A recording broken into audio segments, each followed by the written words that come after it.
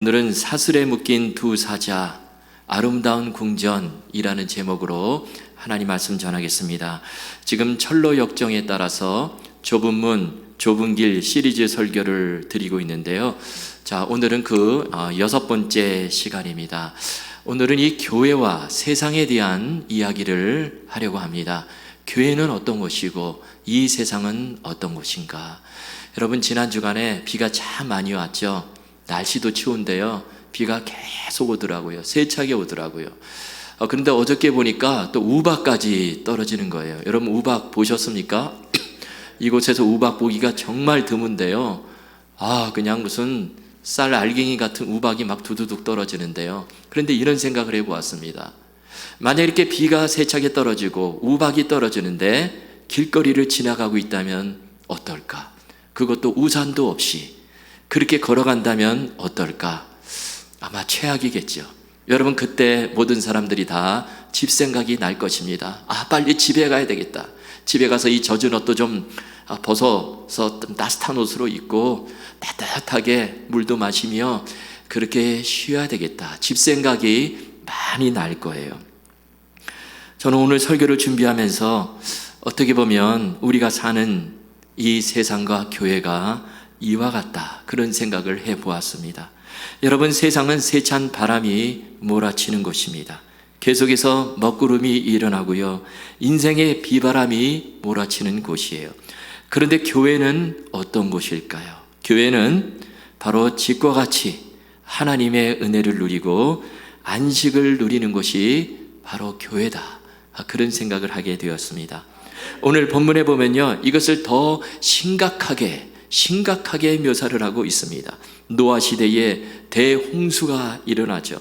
본문에 보니까요, 노아의 가족들, 노아와 그의 아내 그리고 세 아들과 며느리, 이렇게 총 8식구가 방주 안으로 들어갑니다.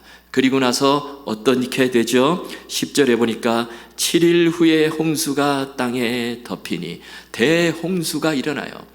온 지구상에 대홍수가 일어납니다. 그런데 그 홍수의 장면을 이렇게 묘사를 했어요. 이어지는 11절, 12절입니다.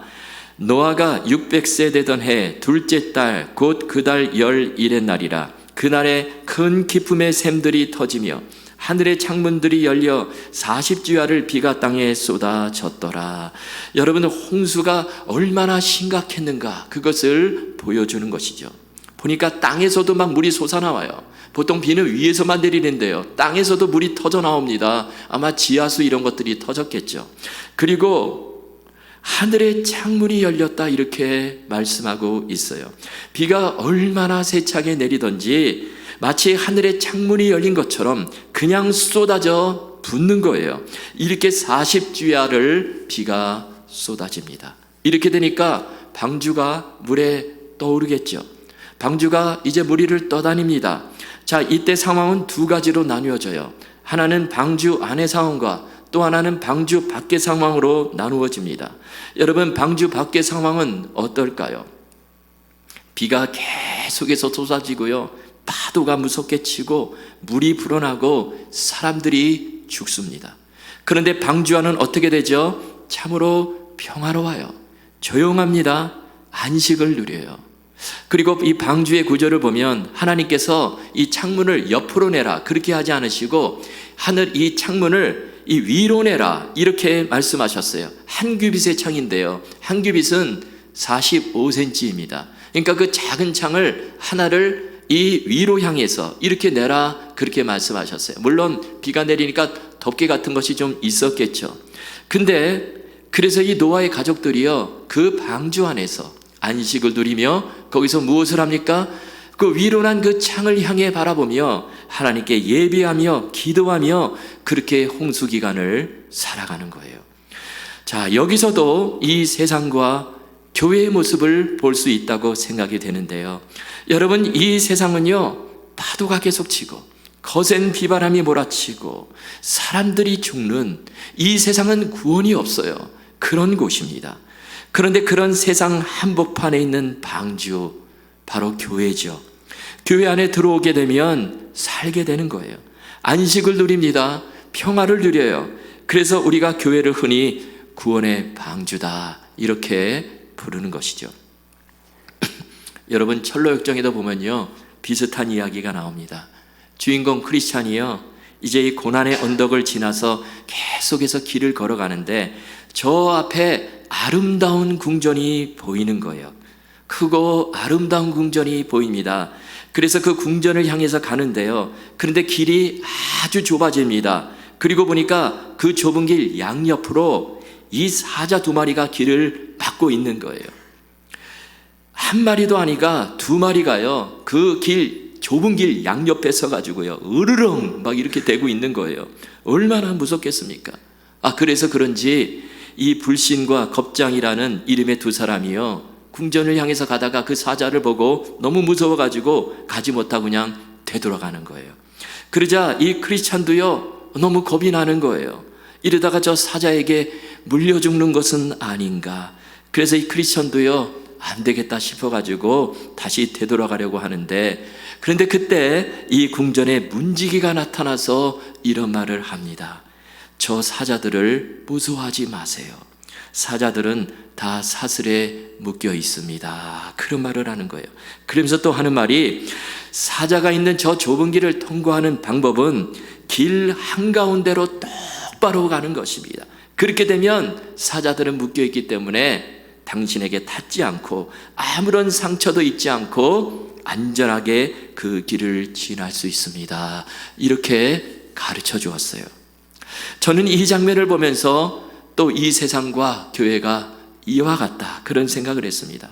여러분, 사실 이 철로역정을 쓴 존 번연이요, 여기 나오는 이 아름다운 궁전을 교회로 상정하고 그렇게 쓴 것입니다. 그리고 그 가는 길에 나타난 그 두 마리 사자 으르렁대는 그 상황, 이것은 바로 우리가 사는 세상이다, 그렇게 볼 수 있어요. 자, 그러면 먼저 세상은 어떤 곳일까요? 여러분, 세상은요, 참으로 힘들고 두려운 일이 많이 일어나는 곳이죠. 이해할 수 없는 일들이 일어납니다. 마치 으르렁대는 사자 두 마리가 있는 그 좁은 길을 걸어가는 것과 같아요. 자, 그런데 우리가 여기서 꼭 기억해야 될 중요한 사실이 무엇입니까? 그 사자는 사슬에 묶여 있다라는 거예요. 사자가 함부로 우리를 삼키지 못한다는 것입니다. 여러분, 이것을 꼭 기억하실 수 있기를 바라요. 옛날에 제가 어렸을 때 이 동네에 웬 그렇게 개들이 많은지 그냥 짖는 소리가 막 들려요. 보니까 한지껏 나갖고 개들을 다 키워요.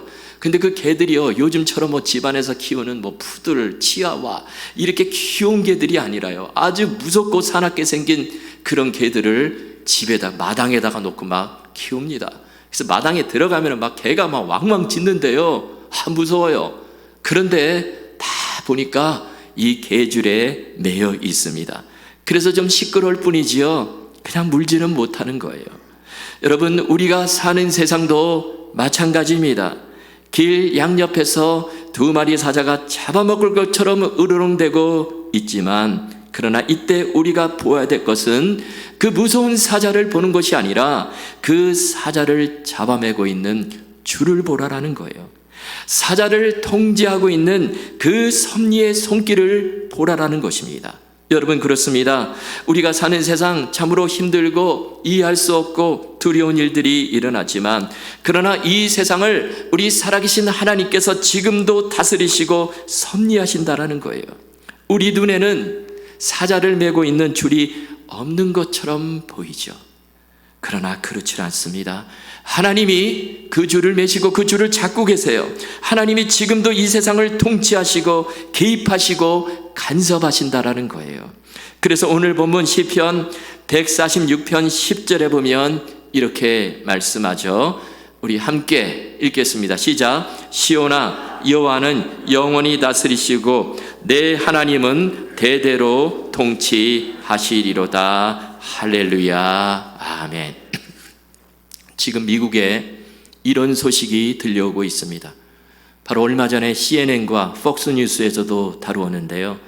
지금 미국의 켄터키주의 이 에즈베리 대학에서 놀라운 부흥이 일어나고 있다, 그런 소식이에요.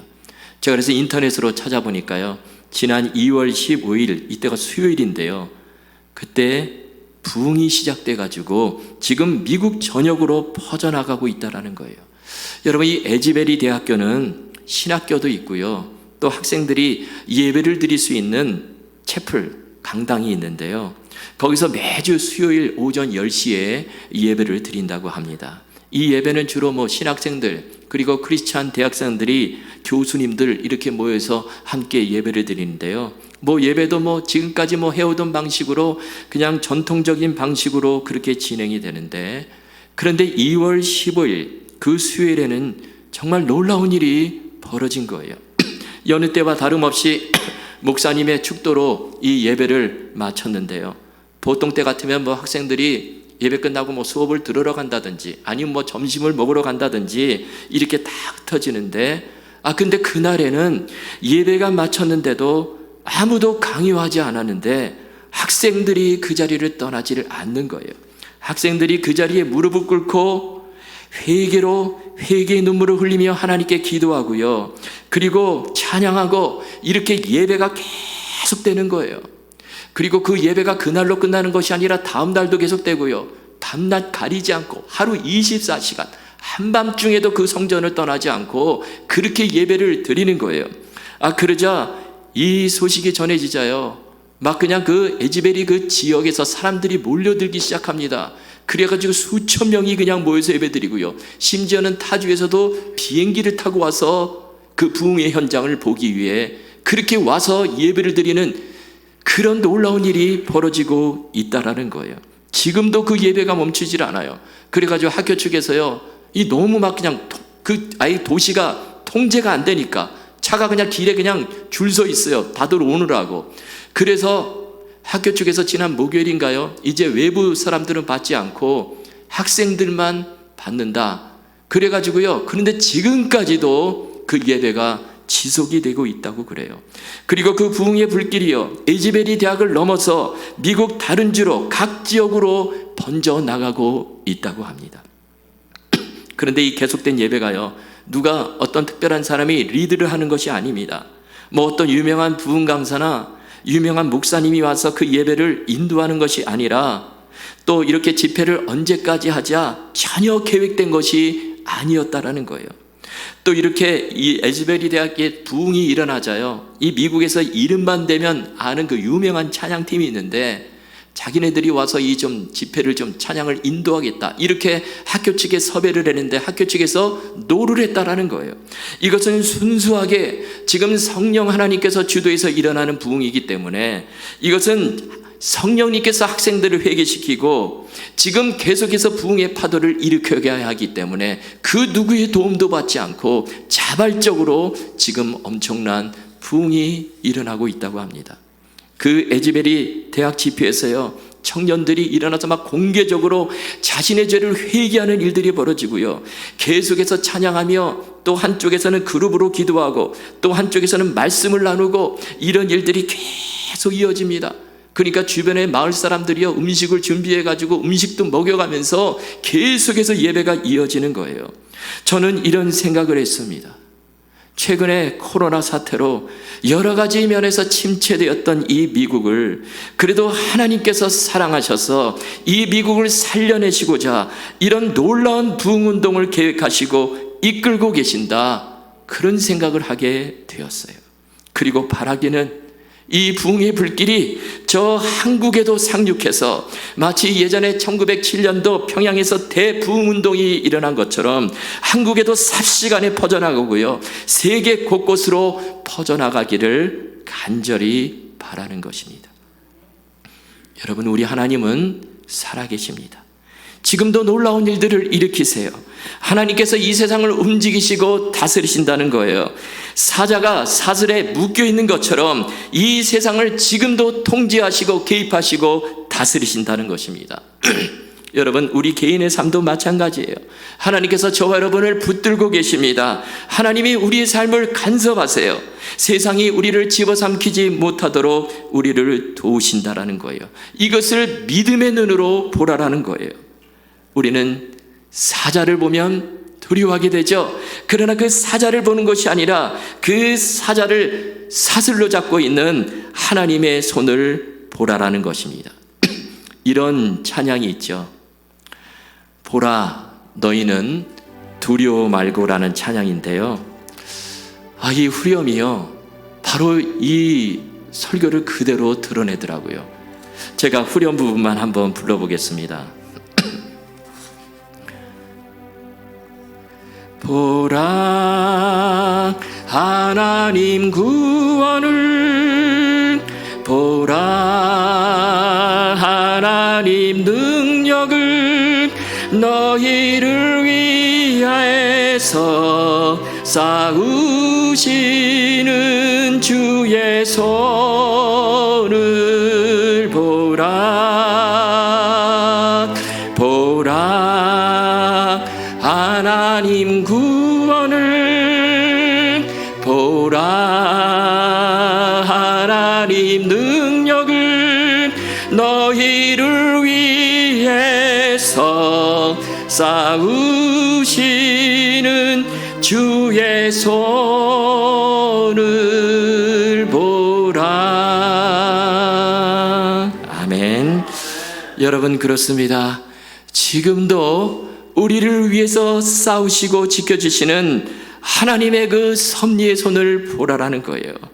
그리고 우리가 또 한 가지 해야 될 일이 있는데요.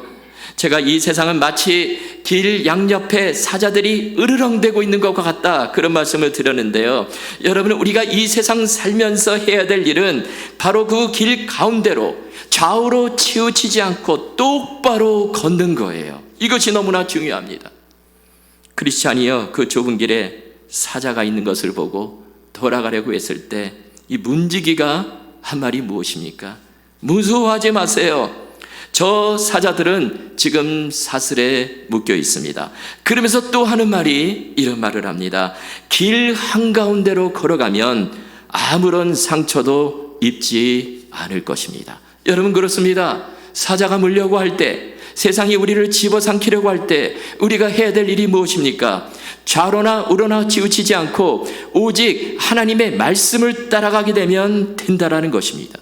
이것이 우리가 이 세상에서 승리하는 방법이에요.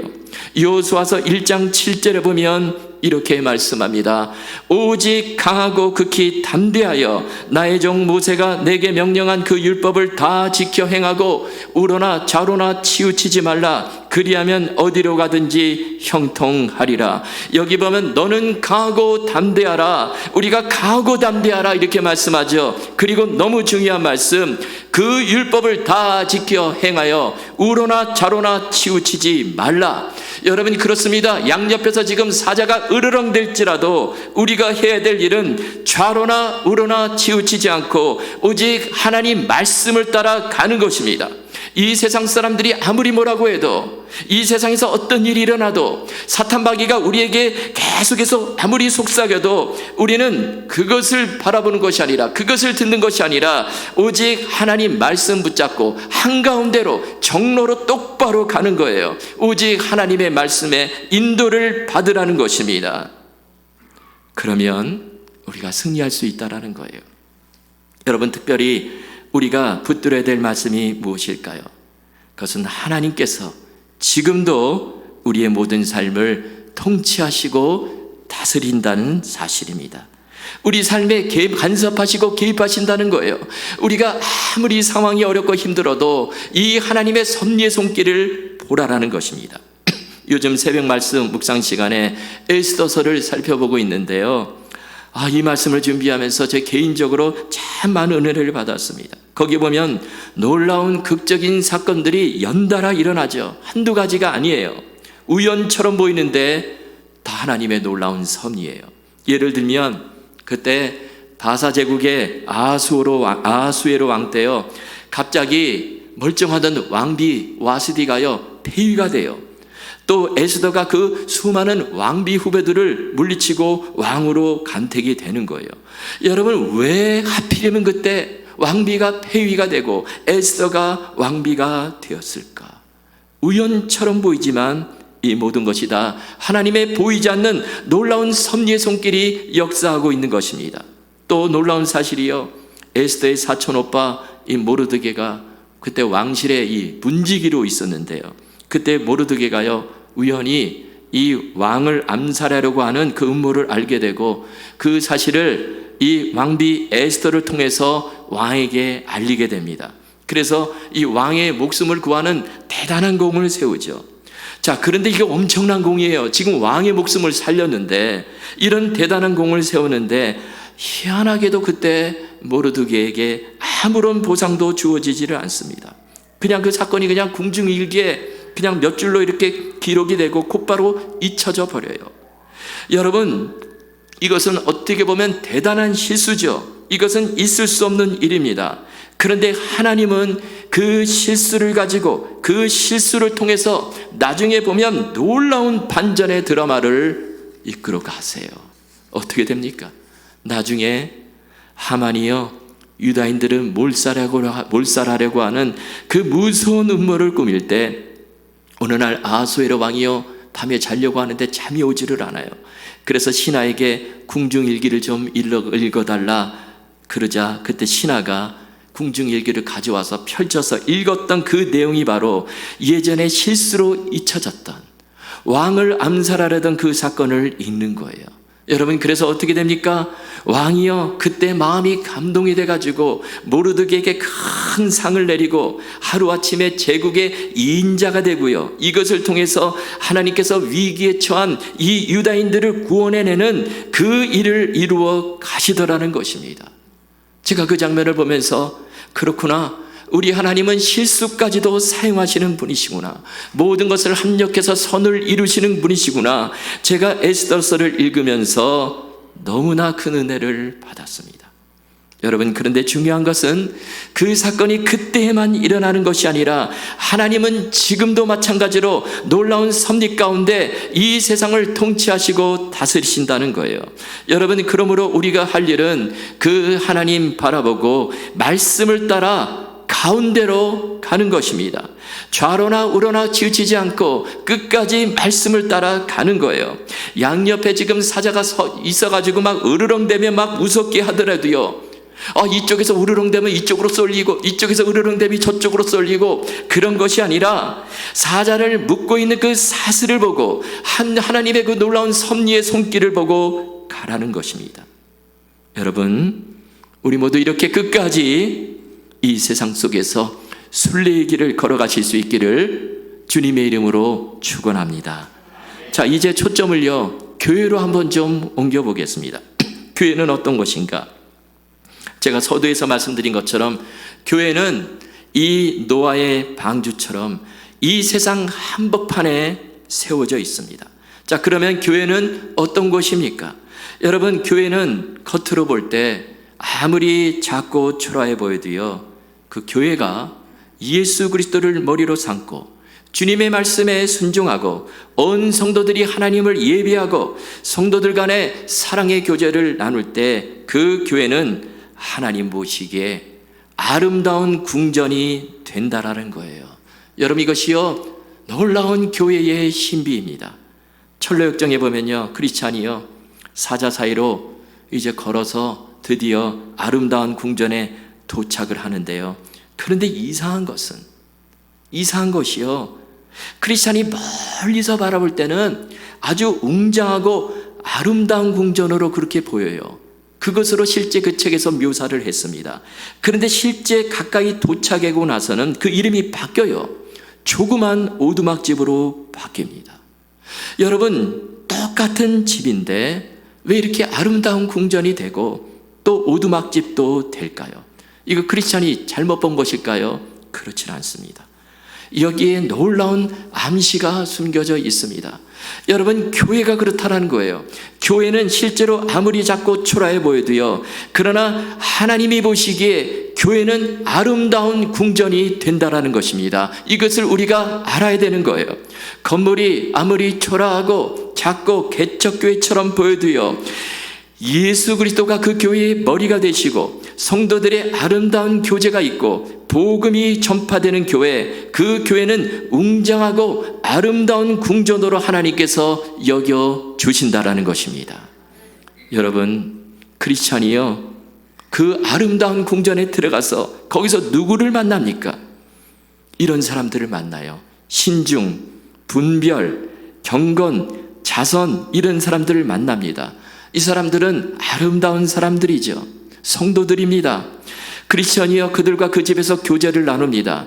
그런데 그 교제 가운데 어떤 이야기를 하냐면 다들 그 집 주인에 대한 이야기를 하는 거예요. 그들이 이야기를 쫙 나누는데 핵심은 바로 그 집 주인의 이야기입니다. 그리고 그 집 주인을 칭송을 해요. 찬양을 합니다. 여러분, 이것이 바로 교회예요. 여러분, 교회는 머리 대신 예수 그리스도의 이야기로 가득하고 그 주님을 칭송하고 그리고 그 예수 그리스도를 사람들에게 전하는 것이 바로 교회라는 거예요.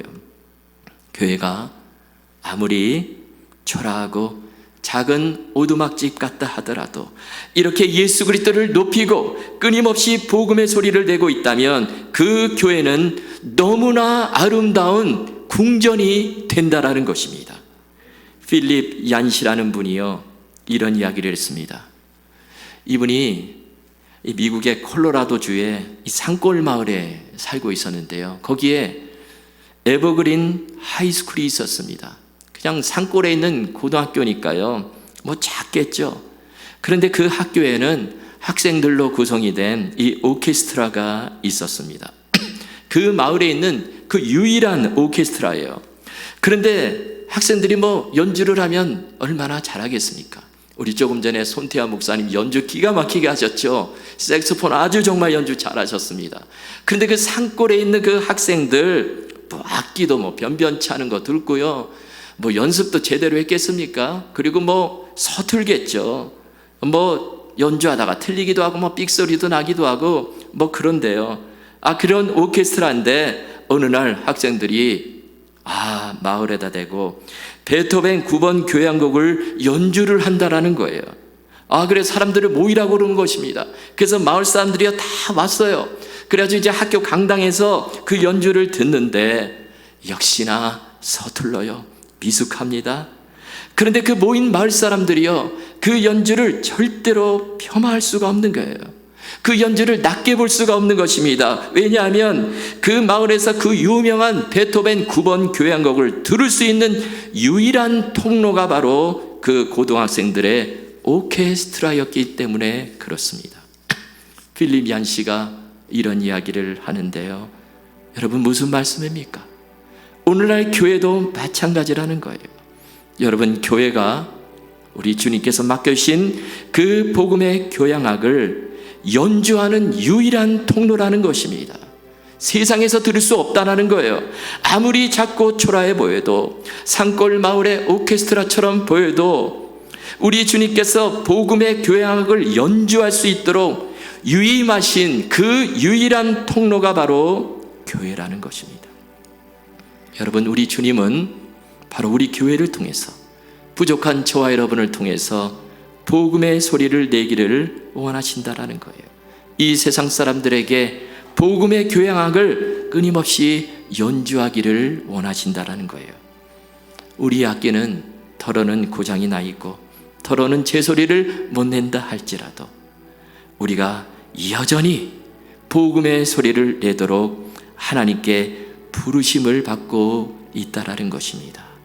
여러분, 우리가 이 사명을 감당할 때 교회는 더 이상 작고 초라한 오두막집이 아니라 하나님이 인정하시는 아름다운 궁전으로 변하게 된다라는 거예요. 여러분, 이 말씀 붙잡으시고요, 정말 우리 교회가, 저와 여러분이 정말 모여서 주님만을 높이고 주님을 칭송하며 성도들 간에 아름다운 교제를 나누며 또 이 지역사회를 향해 복음의 교향악을 계속해서 연주하는 그런 아름다운 궁전과 같은 교회, 그런 축복의 통로로 쓰임받게 되실 수 있기를 주님의 이름으로 축원합니다.